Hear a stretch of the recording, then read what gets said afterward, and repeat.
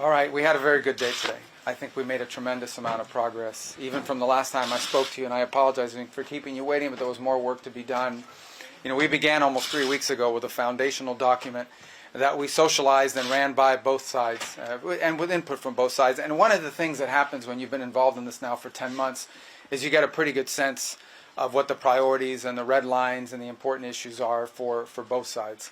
And so that allowed us to create a foundational document, which has been an ongoing working document. In fact, over the last 96 hours or more, there's been extensive engagement with the Ukrainian side, including our Secretary of the Army and others being on the ground in Kyiv, meeting with relevant stakeholders across the Ukrainian political spectrum in the legislative branch and the executive branch and the military and others to further sort of narrow these points. We arrived here today with one goal, and the goal was to take is 28 points or 26 points, depending on which version as it continued to evolve, and try to narrow the ones that were open items. And we have achieved that today in a very substantial way.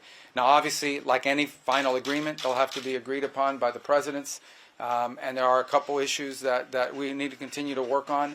But I think the report today is that I think today was worthwhile. It was very, very, it is probably the most productive day we have had on this issue. Maybe in the entirety of our engagement, but certainly in a very long time. But work remains, and because this continues to be a working process, I don't want to declare victory or finality here. There's still some work to be done, but we are much further ahead today at this time than we were when we began this morning and where we were a week ago for certain.